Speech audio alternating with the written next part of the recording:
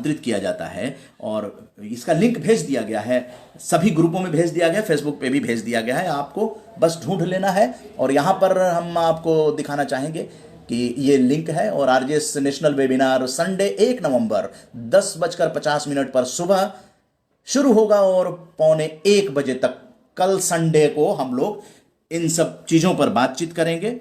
और एक बार दिखा देते हैं, कुछ लोग इससे भी देख लेंगे, वेबिनार का जो लिंक है उससे रूबरू हो लेंगे। हालांकि आप लोगों से अनुरोध है कि अगर ग्रुप में हैं आप तो आप लोग यहाँ कमेंट बॉक्स में शेयर कर सकते हैं, बाद में इसको शेयर कर दिया जाएगा, क्योंकि ये भारतीय परिवारों के लिए वेबिनार किया जा रहा है।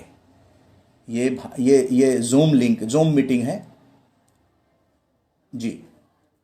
तो ये छोटी छोटी चीज़ें हैं जो हम लोग कर रहे हैं। और इसमें जो महापुरुष हैं जिनके नाम पे अवार्ड घोषित किया गया है, विशेष तौर पर उनके बारे में चर्चा की जाएगी, क्योंकि तमाम मेरे ख्याल से 30-35 अवार्ड जो है, 30-35 महापुरुषों के बारे में चर्चा की जाएगी। और अब इंदिरा गांधी जी और सरदार पटेल जी के बारे में आपने सुना उनकी जयंती पर, लेकिन इंदिरा गांधी जी का बलिदान दिवस 31 अक्टूबर है।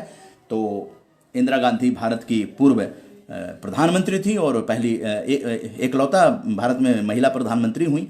और 1984 इतिहास में आज की तारीख इंदिरा गांधी की हत्या के दिन के तौर पर भी दर्ज है। और 31 अक्टूबर 1984 को पद पर रहते हुए ही उनकी हत्या कर दी गई थी, उनके अंगरक्षकों द्वारा यह हत्या की गई थी। और तो इस तरह से हम लोगों ने सरदार पटेल की जयंती और इंदिरा गांधी के बलिदान दिवस को याद किया। और भी तमाम बातें हैं। इंदिरा गांधी ने अपने अलख जगाई, जिस तरह से वो एक शानदार है कि मतलब महिला भी वो काम कर सकती है। और सरदार पटेल साहब जो हैं एक झलक दिखा देते हैं। प्रधानमंत्री ने आज जो है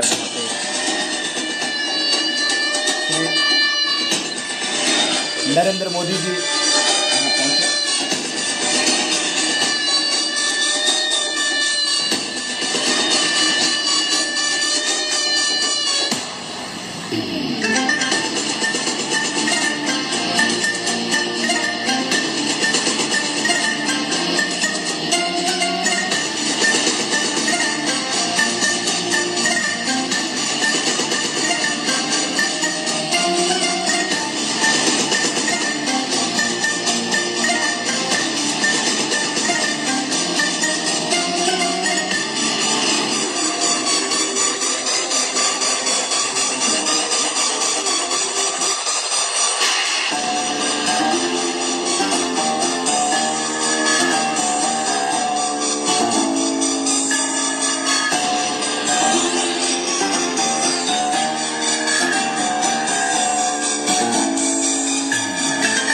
आइए 2 शब्द उनके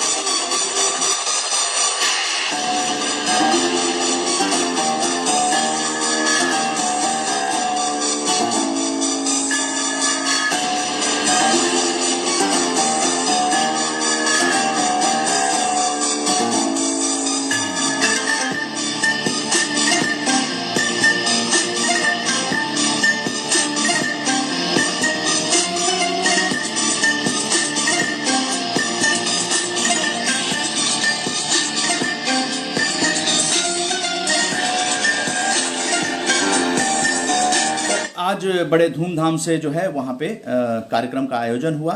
और इंदिरा गांधी की चर्चा कर रहे थे। तो इंदिरा गांधी आप जानते ही हैं कि लौह महिला के रूप में वो भी विख्यात थी। और आज वाल्मीकि जयंती है। तो एक नज़र इस वीडियो से जो आरजेएस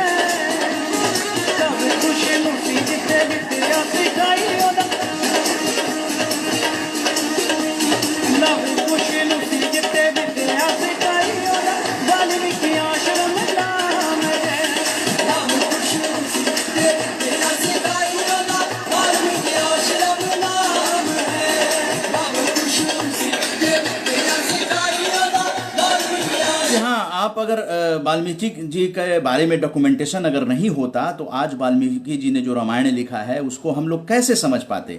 लेकिन वाल्मीकि जी ने जो रामायण लिखा वो आज लोगों तक पहुंचा और लोग उसके बारे में चर्चा करते हैं। संस्कृत में लिखा वाल्मीकि जी ने और हिंदी अवधी भाषा में जो है वो रामायण लिखा गया।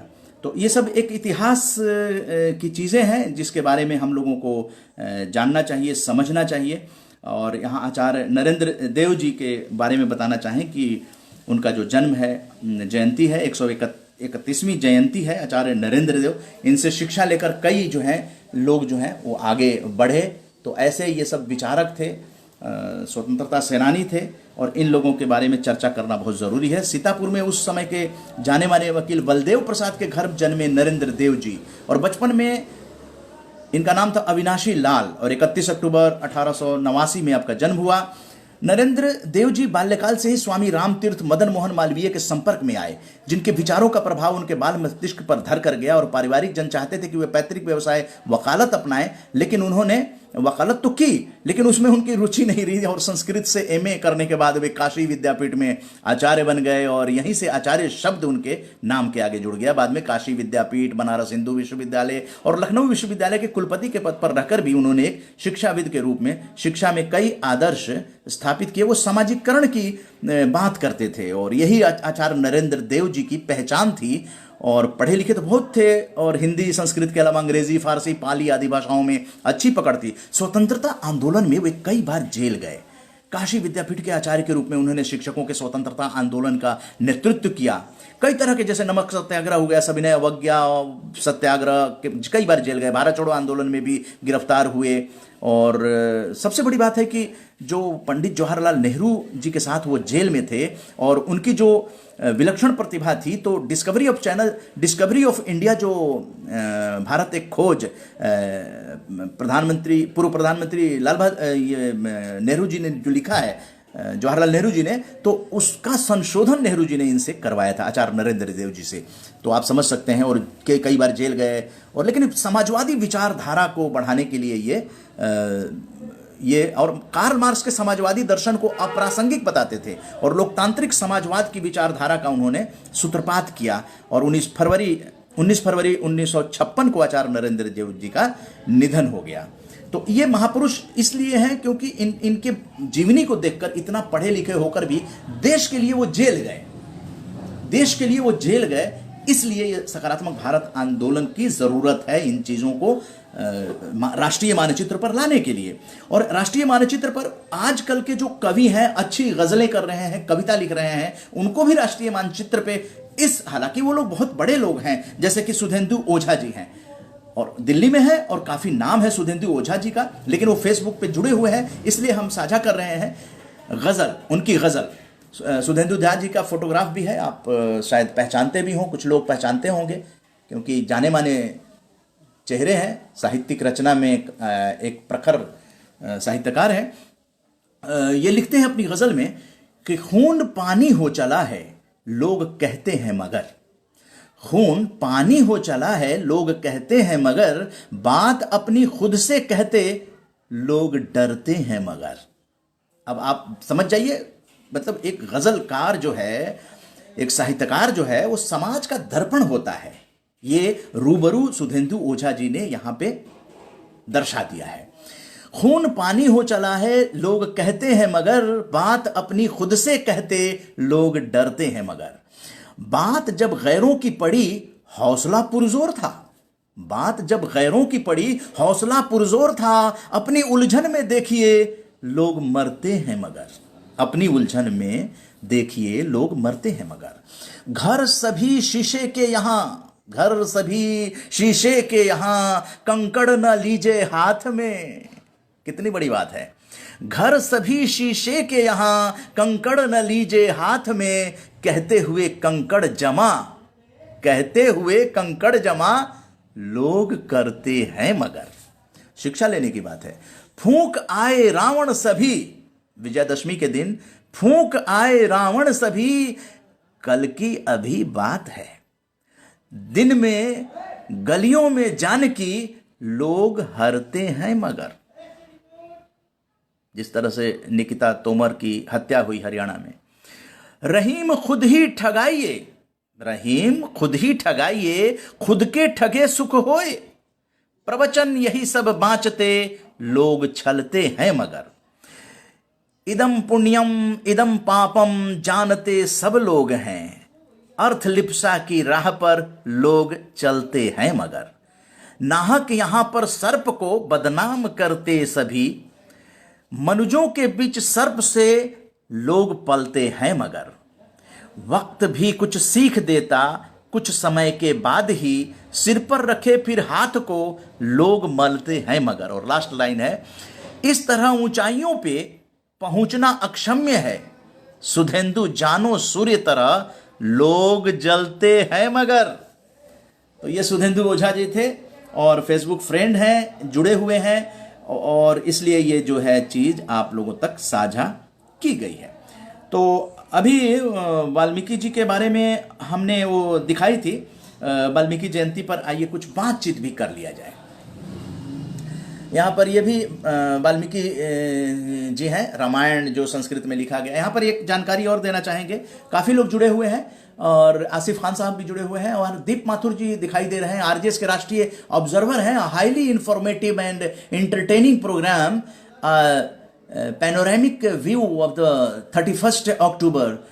आप सबों को कंग्रेचुलेट किया है मैं कहूँगा टीम आरजेएस फैमिली को, क्योंकि सकारात्मक भारत आंदोलन का ये कार्यक्रम जो है 79th है, उसमें आसिफ जी ने लिखा भी है कुछ, तो उसको भी सुनाएंगे।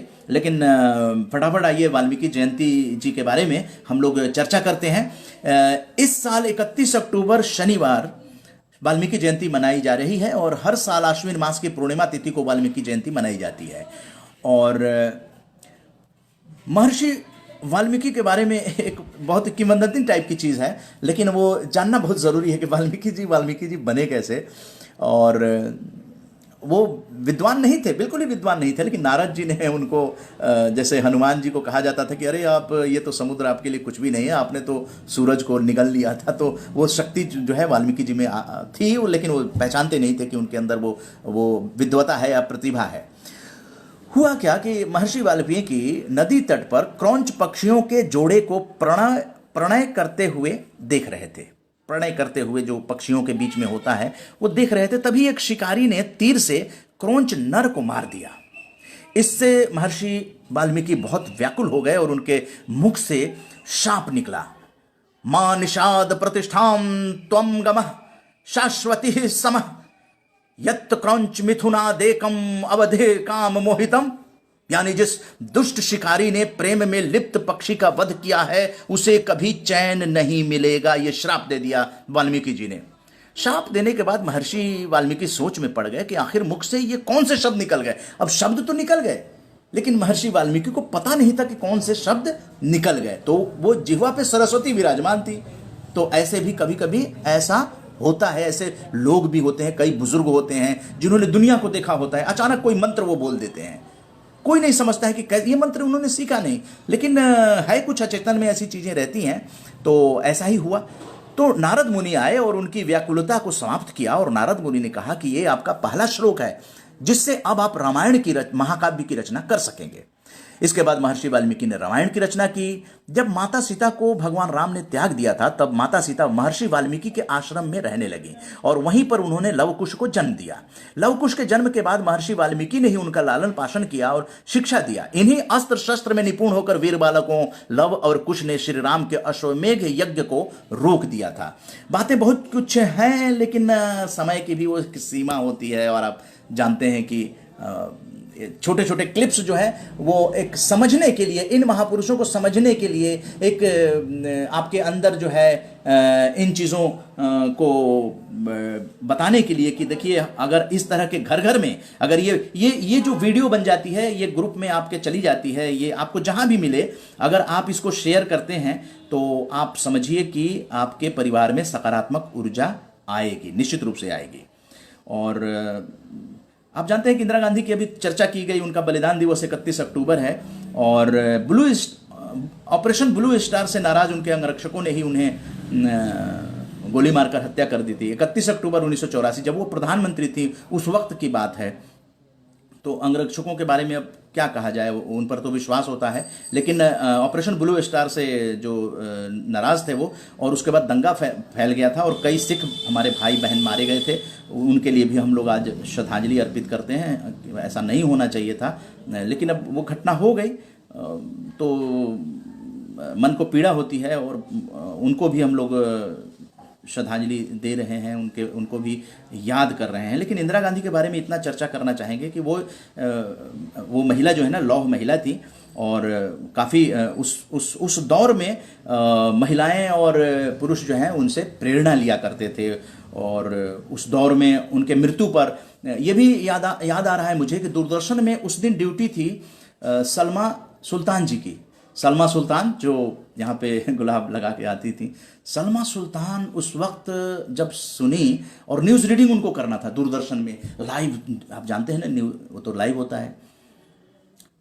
सलमा सुल्तान के आंसू रुक नहीं रहे थे। इंदिरा गांधी का उस समय देश में, मुझे भी याद है, एक अलग ही प्रभाव था। इंदिरा गांधी का व्यक्तित्व तो इतना शानदार था कि उस वक्त के लोगों से पूछिए तो इंदिरा गांधी ने सम्मोहन कर दिया था भारत की जनता पे।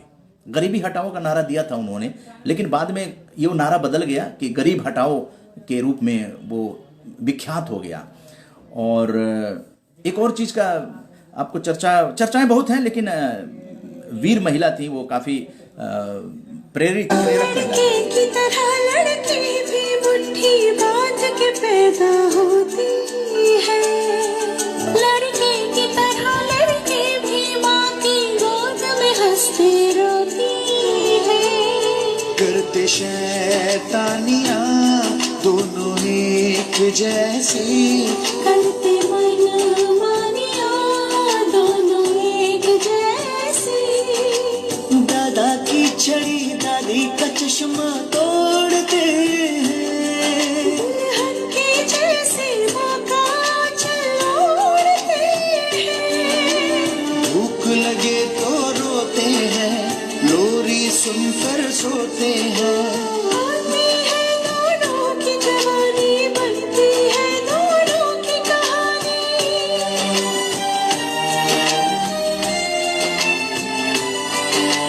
दोनों कदम मिलाकर चलते हैं, दोनों दीपक बनकर जलते हैं।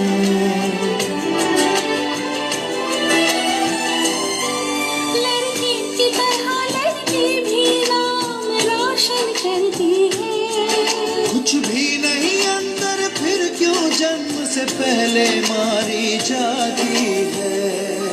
बेटियां बेटियां बेटियां बेटियां बेटियां बेटियां।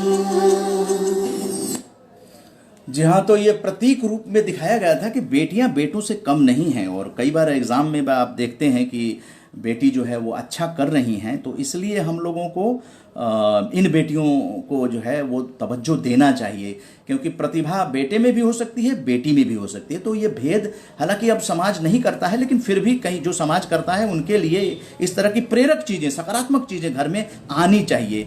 और यहाँ पर सुरेश नीरो जी की एक कविता है, वो शेयर करना चाहेंगे। कविता तो बहुत बड़ी है, लेकिन सुरेश नीरो जी आज जाने माने साहित्यकार हैं, और इन्होंने जो कविता लिखा लिखा है माँ के ऊपर लिखा है। आप जानते हैं कि हम लोगों का एक पारिवारिक आरजेएस फैमिली है, 25 राज्यों के लोग जुड़े हुए हैं, तो हम लोग ज़्यादातर जो है वो राजनीति की बातें नहीं करते हैं, परिवार की बातें और सकारात्मक सोच की बातें करते हैं और सकारात्मक राजनीति की बातें करते हैं। और बड़ी तकलीफ होती है कि इस वक्त जो है सब्जियों के रेट इतने ज़्यादा बढ़ गए हैं कि हमारी गृहिणी जो हैं वो परेशान हैं, क्योंकि बजट उनके पास ही होता है और उस बजट में रसोई चलाना जो है मुश्किल हो रहा है। घर घर की बात बता रहा हूँ और टेलीविज़न चैनलों पर यह बहुत बड़ा मुद्दा होना चाहिए कि आखिर सरकार कल्याण कैसे करेगी इस वक्त या कभी भी, जब ये प्राइस कंट्रोल करने की सिस्टम इतने फेल क्यों हो जाते हैं। हम पहले से उसकी तैयारी करें, इसी के लिए सत्ता और प्रशासन होते हैं, आखिर ऐसा क्यों नहीं करते हैं। ये सकारात्मक राजनीति होनी चाहिए और इस पर जोरदार जो है बातें होनी चाहिए। और आपको बता दें माँ पे सुरेश नीरव जी ने क्या कविता लिखी है, इस कविता को आप तक पहुंचाते हैं, साझा करते हैं। गम के अंधियारों में दिवाली मना देती है माँ, गम के अंधियारों में दिवाली मना देती है माँ, आंधियों के सामने दीपक जला देती है माँ। ये माँ है जो आंधियों के सामने भी दीपक जला देती है। पत्थरों के रास्ते मखमल बना देती है माँ, पत्थरों के रास्ते मखमल बना देती है माँ, अपने हाथों को उठाकर जब दुआ देती है माँ। इस तरह के माँ जो है उस पर सुरेश नीरव जी की ये कविता बहुत ही फेमस है और लिखते हैं आफतों की जद में आने से बचा देती है माँ। ये छत्र छाया है, आफतों की जद में आने से बचा देती है माँ, अपने आंचल में मुझे अक्सर छुपा देती है माँ। एक प्रतीक रूप में है माँ, चाहे बच्चे कितने भी बड़े हो जाए, माँ के लिए माँ माँ ही होती है। और अपनी खुशियाँ धुल में भी तो मिला देती हैं माँ, अपनी खुशियाँ धुल में भी तो मिला देती हैं। आपको लोगों को भी अपनी अपनी माँ की याद आ रही होगी। आफतों की जद में आने से बचा देती है माँ, अपने आंचल में मुझे अक्सर छुपा देती है माँ। अपनी खुशियाँ धुल में भी तो मिला देती है माँ, अपनी खुशियाँ धुल में भी तो मिला देती है माँ, और खुद को दांव पर हंसकर लगा देती है माँ। इस तरह रोते हुए बच्चे को हंसा देती है माँ, आईने में चांद को अक्सर दिखा देती है माँ। बिस्तरों पर अपने सपनों को सुला देती है माँ, सर्दियों में भोर से चूल्हा जला देती है माँ। हमको बापू की कमी महसूस होती ही नहीं, उंगलियां पकड़े हुए मेला दिखा देती है माँ। तो एक और लाइन है, लास्ट लाइन है, जब भी नीरव नींद उड़ जाती है मेरी खौफ से, थपकियां देकर मुझे हरदम सुला देती है माँ। तो सुरेश नीरव जी की ये कविता साझा किया हमने आरजेएस फैमिली के लिए। आपके बच्चे, आपके घर में गृहिणी भी सुनेंगी तो माँ को सम्मान देने की जो परंपरा है वो इसी तरह से आती है, जब हम माँ की चर्चा करें, जब हम बेटियों की चर्चा करें और जब हम देश की चर्चा करें, जब हम देश की चर्चा करें। तो आइए जो यहाँ पर एक और चीज़ जो आकाशवाणी के अधिकारी हैं मनोहर सिंह रावत जी, उनका पोस्ट फेसबुक पे शेयर हुआ है, जय हो हिम वीरों की। यह है fit India, dedicated by Indo Tibetan border police ITBP jawans to fit India mission 2000 kilometres launched on Rashtriya Ekta Diwas, यानी आज ही। Kiren Rijiju, honourable MOS independent charge for youth affairs and sports and minority affairs, flagged off the walkathon in Jaisalmer Rajasthan today. तो उसकी एक झलक आपको दिखा देते हैं। जवानों की बात भी करनी चाहिए। कुछ करिए नस नस मेरी खोले, हर कुछ करिए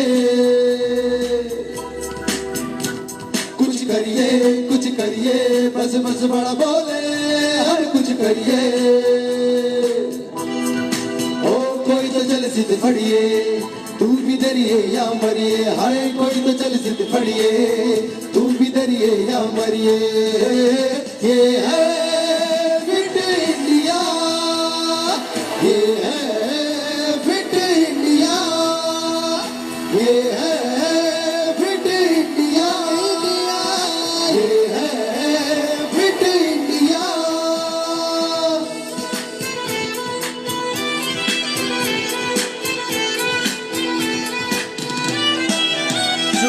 चूंकि समय की सीमा है, इसलिए हम आपको एक क्लू देते हैं कि हम लोग कार्यक्रमों में किस तरह की सकारात्मक पत्रकारिता करें जिससे कि देश में एक जागृति आए, सबको सम्मान मिले, हर प्रोफेशन का सम्मान मिले और हर प्रोफेशन की बातचीत की जाए, हर प्रोफेशन की हर हर विषय की बातचीत की जाए, अपने अखबारों के माध्यम से या अपने चैनलों के माध्यम से। विविधता रखें, भारत विविधता का देश है, विविधता में एकता का देश है, तो ये रिफ्लेक्ट मीडिया में भी होना चाहिए। बिहार में चुनाव हो रहे हैं, तो बिहार में विधानसभा चुनाव के दूसरे और तीसरे चरण के लिए चुनाव प्रचार जोरों पर है। दूसरे चरण में 17 जिलों के 94 निर्वाचन क्षेत्रों में 3 नवंबर को वोट डाले जाएंगे। तीसरे और अंतिम चरण में 78 निर्वाचन क्षेत्रों में 7 नवंबर को मतदान होगा। तो अभी 2 चरण का जो मतदान है वो अभी बाकी है और वहां पर वोट जरूर दें। जिन्होंने नेहा सिंह राठौर, जिन्होंने कि बिहार में काबा, बड़ा ही स्टार बन गई थी, ये बहुत ही फेमस हुआ था बिहार में काबा, तो इन्होंने कहा कि वोट जरूर दें। मतलब मतदाता जागरूकता के हम आपको चीजें सुना रहे हैं और कोई भी प्रत्याशी पसंद ना हो तो नोटा का विकल्प भी बुरा नहीं है, पर अपने मताधिकार का प्रयोग जरूर करें, लोकतंत्र को मजबूत बनाएं। इस तरह से नेहा सिंह राठौर ने क्या कहा है, आइए रूबरू का छोटी सी वीडियो है, 1.5 मिनट से भी कम की है। नमस्कार, प्रणाम दोस्तों, कैसे हैं आप सब और क्या हाल चाल है आपके? मैं एकदम अच्छी हूँ और देखिए ना, मैं तो वोट डाल के भी आ गई हूँ। और आप लोग गए थे कि नहीं? अरे भाई, नहीं गए थे तो जल्दी जल्दी से जाइए, लोकतंत्र का त्योहार है आज, रोज रोज थोड़ी आता है। 5 साल बाद आने वाला है अभी ये त्योहार। हाँ, तो वोट डालने जाइए क्योंकि आगामी 5 वर्षों तक भाषण ही सुनना है। हाँ, हमें जनता ही बने रहना है बाबा। सही चुनाव बहुत जरूरी है। कोई नेता पसंद नहीं है तो नोटा दबा करके चले आइए, ताकि उनको ये पता चले कि हम आप लोगों में से किसी को भी पसंद नहीं करते हैं और अभी अयोग्य हैं। योग्य बनिए, तब जा करके आपका चुनाव होगा। लेकिन जाइए जरूर, बूथ पर जाइए जरूर, और जाइए तो 2-4 चीजों का ख्याल रखना है, ज्यादा नहीं। सामाजिक दूरी बनाते हुए, वो तो मैं तो देख रही हूँ, मैं तो गई थी अभी स्कूल पे, गोला गोला बना दिया गया है, उसी में खड़ा हो जाना है। मैं तो गई थी तो काफी मतलब भीड़ खत्म हो गई थी, अभी मैं गई थी कुछ देर पहले। तो गोले में ही खड़े रहना है आपको, हैंड को सैनिटाइज करना है और आपको वोट करना है। और जाइए, 1-2 काम आकाश होई तो ठीक बाटे, कोनो बात नहीं, काम तो रोज रोज होखल करेला, लेकिन त्योहार मनावे के, उत्सव मनावे के मौका रोज थोड़ी ना मिलेला। बटन दबाइए, केहू के दबाइए, लेकिन दबाइए। वोट देने जाइए। चलिए विदा लेते हैं, टाटा बाय बाय, ध्यान रखिए। जी हाँ, तो ये बिहार में काबा फेम, ये स्टार बन चुकी हैं, काफ़ी लोग इनको चेहरे को पहचान रहे हैं। तो इनका एक अपील जो है कि अगर पसंद उम्मीदवार नहीं है तो आप नोटा का बटन दबा दीजिए, वो विकल्प आपके लिए खुला हुआ है। और यही चीज़ जो भारतीय मतदाता संगठन के रिखपचंद जैन साहब, संस्थापक जो हैं भारतीय मतदाता संगठन, उन्होंने भी जब आरजेएस पॉजिटिव मीडिया ने उनसे बातचीत की थी तो इसी बात को बताया था कि राजनीतिक पार्टियों पर इस तरह का दबाव डालना चाहिए ताकि वो जो उस क्षेत्र के मतदाता हैं उनसे विचार विमर्श करके कॉन्फिडेंस में लेकर राजनीतिक पार्टियां वोट टिकट दें। ये बहुत जरूरी है और यही चीज ये कह रही हैं कि पसंद के उम्मीदवार, अपना अच्छा उम्मीदवार है तो वोट दें, पार्टी को देखकर वोट ना दें। यही लब्बुल लुबाब इसका यही है कि पार्टी को देखकर वोट नहीं दें, उम्मीदवार को देखकर वोट दें। ये कंसेप्ट जो है सकारात्मक राजनीति की तरफ आपको ले जाएगा और मतदाता जागरूकता भी इससे होती है। तो मेरे ख्याल से काफ़ी चीज़ों की चर्चा हम लोगों ने कर ली है, और मीराबाई की, सरदार पटेल की, श्रीमती इंदिरा गांधी जी की और दयानंद सरस्वती जी की। और राष्ट्रीय वेबिनार कल ध्यान रखिएगा, एक राष्ट्रीय वेबिनार 10:50 से है और 11 बजे नहीं समझिएगा, 10:50 का टाइम इसलिए दिया गया है क्योंकि 11:15 बजे तक का है, वो 1:15 बजे तक का, 12:45 तक का। और फिर नेहा सिंह राठौर जी को सुनाया गया। फिर आईटीबीपी के जो जवान गीत गा रहे थे। देखिए, फिल्मों के बारे में एक बहुत ही इस तरह की चीज़ें आ रही हैं कि फिल्म इंडस्ट्री को लोग जो है वो अब नकारने लगे हैं, लेकिन नहीं, ऐसा नहीं सकारात्मकता होनी चाहिए। कलाकार जो है वो अपनी सीमाओं में देश को अच्छे गीत देने का प्रयास अगर करता है तो हमें उसका समर्थन करना चाहिए। आईटीबीपी के जो गीत ने फिट इंडिया पे बनाया था वो किसी फिल्मी धुन पे था और बहुत से हमारे संगीतकार जो हैं बहुत नमनीय वंदनीय हैं, हम लोग यहाँ उन लोगों को श्रद्धांजलि भी देते हैं। तो जो अच्छी चीज़ है उसको नकारना नहीं चाहिए, और किसी भी कौम को दोषारोपण के हिसाब से नहीं। हम लोग तो बिहार में 3 ग्रुप हैं, चुनाव की जो जागरूकता है वहाँ पे शुरू है। हम लोगों ने इस चीज़ को प्रतिपादित किया, उसको बल दिया कि कोई भी पत्रकार जो है वो जातीय समीकरण के आधार पर अपनी पत्रकारिता न करे। लोगों को ये ना बताए कि ये फला जाति बहुल इलाका है और यहाँ इतने वोट मिल जाएंगे, फला जो है इस कौम के लोग रहते हैं इसलिए वहाँ इस पार्टी को वोट मिल जाएंगे। ये बहुत ही गलत परंपरा है, इसका संज्ञान लेना चाहिए कि जातिगत या धर्मगत जो है ये चीजें आकलन मीडिया के सामने नहीं होनी चाहिए। कौन कहेगा? ये हम और आप ही कह सकते हैं और इसको प्रचारित कर सकते हैं। जो पत्रकार हम लोग आपके जैसे ही हैं, उनके दिमाग में ये आना चाहिए कि जातिगत नहीं करना चाहिए इस तरह से, उससे वैमनस्य बढ़ता है। इसको प्रतिपादित आप लोग भी करें, आगे बढ़ाएं। और हम लोगों ने वाल्मीकि जयंती पर भी एक म्यूजिक सुनाया। इसके अलावा सुरेश नीरव जी साहित्यकार हैं, उनकी कविता माँ को सुनाया। इसके अलावा बेटियों और बेटों में कोई फर्क नहीं है वो दिखाया। प्रधानमंत्री नरेंद्र मोदी जी ने जो सरदार वल्लभ भाई पटेल की मूर्ति के पास गुजरात में गए थे वहाँ के बारे में, और सुधांशु ओझा जी की गज़ल हम लोग आप तक पहुंचाई गई। आचार्य नरेंद्र देव की जयंती के अवसर पे भी आप लोगों को वाल्मीकि जयंती जी के बारे में भी चर्चा की। सतीश आनंद जी जो रंग निर्देशक थे, उनकी आज की 7 बजे की जो लाइव थी पटना रंगमंच के विषय पे, वो भी आप लोगों तक पहुंचाई गई। तो इस तरह की बातें जो है करते करते अब आपको एक और साझा कर देते हैं, जो आरजेएस का राष्ट्रीय सम्मान है महापुरुषों को, तो ये भी साझा करना ज़रूरी है। ये मध्य प्रदेश से भेंट करता है और उन्होंने अपने माता पिता के स्मृति में सरदार वल्लभ भाई पटेल के नाम का आरजेएस का राष्ट्रीय सम्मान भेंट किया है। तो ये भी चर्चा करना इसलिए ज़रूरी है कि हम लोग अपने पूर्वजों की स्मृति में महापुरुषों के नाम का अवार्ड जो है दे रहे हैं। पूरे भारत के महापुरुष आरजेएस के राष्ट्रीय अवार्ड में आ रहे हैं। पंडित रमाशंकर तिवारी, श्रीमती अनीता रमाशंकर तिवारी मध्य प्रदेश, और उन्होंने अपने माता पिता श्री पंडित स्वर्गीय रामदत्त तिवारी जी और स्वर्गीय श्रीमती शांतिबाई तिवारी जी मध्य प्रदेश, उन्होंने सरदार पटेल जी के नाम पे ये अवार्ड घोषित किया है। और श्रीमती इंदिरा गांधी जी पूर्व प्रधानमंत्री जी के नाम पे ये श्री भरत राम मालकोटी जी जो दक्षिण दिल्ली में रहते हैं, उन्होंने ये घोषित किया है। अपनी माता जी शिक्षाकर्मी स्वर्गीय श्रीमती मैनावती मालकोटी, जो उनके स्मृति में श्रीमती इंदिरा गांधी पूर्व प्रधानमंत्री के नाम से आरजेएस भारत उदय इंदिरा गांधी राष्ट्रीय सम्मान 2021 पुरस्कार की घोषणा दिसंबर 2020 में की जाएगी। इस तरह से 72 अवार्ड होंगे, तो 72 भेंटकर्ता होंगे और इसी तरह से 72 पुरस्कृत व्यक्ति भी होंगे। तो 72 समझिए कि लगभग 144 और अन्य मिला दें इनके साथ कई लोग होंगे, तो 144 परिवारों को हम लोगों ने गणतंत्र दिवस पर सम्मानित करने का फैसला लिया है।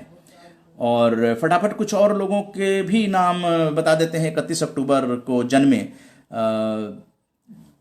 ये निरोदम शिनोक जो कंबोडिया के राजा थे, तो उनकी 31 अक्टूबर 1922 को जन्मदिन। ओमान चांडी भारतीय राष्ट्रीय कांग्रेस के राजनीतिज्ञ और केरल के भूतपूर्व मुख्यमंत्री, उनका 31 अक्टूबर 1943 को जन्मदिन।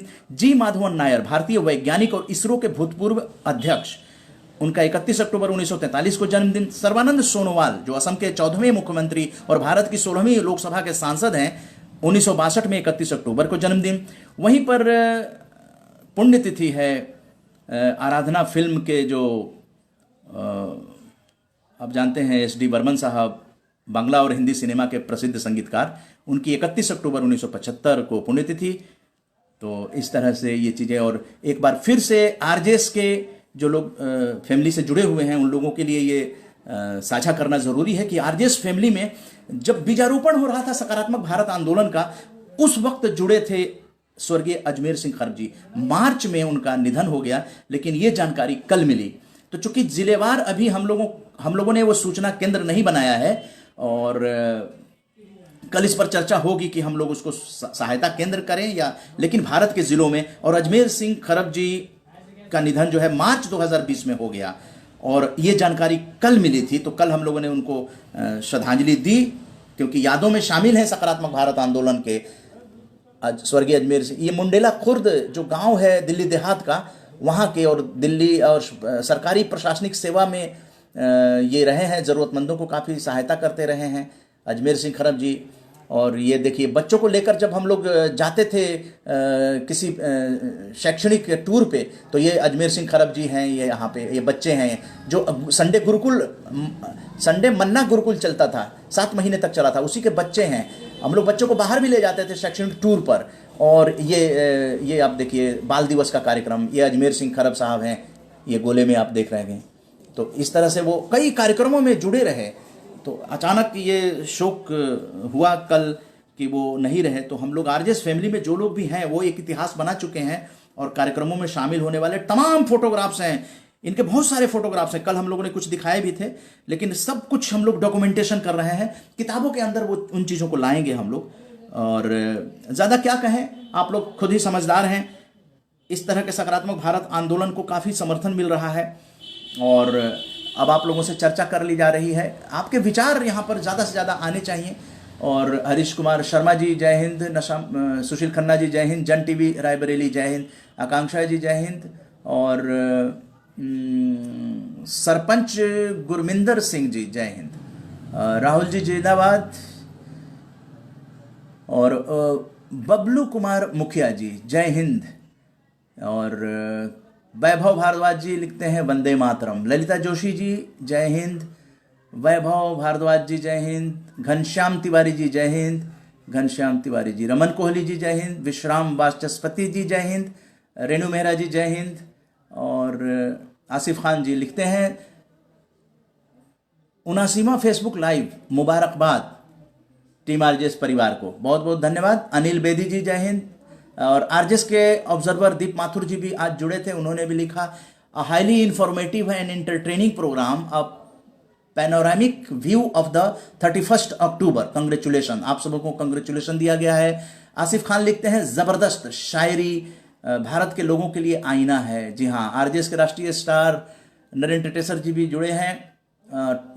ये इन्होंने शेयर कर दिया है, नरेंद्र टेसर जी ने शेयर कर दिया है, जो कल 10:50 पे 1 नवंबर को सुबह 10:50 पे है वेबिनार, राष्ट्रीय वेबिनार। आप जुड़ सकते हैं, यहाँ पे लिंक शेयर नरेंद्र टेसर जी ने कर दिया है। आरजेएस के एडमिन भी हैं और आरजेएस के राष्ट्रीय स्टार हैं। कौशल कुमार जी जय हिंद, प्राउड इंडियन, जी हाँ धन्यवाद। प्रांजल श्रीवास्तव जी आरजेएस स्टार हैं और जय हिंद जय भारत लिख रहे हैं।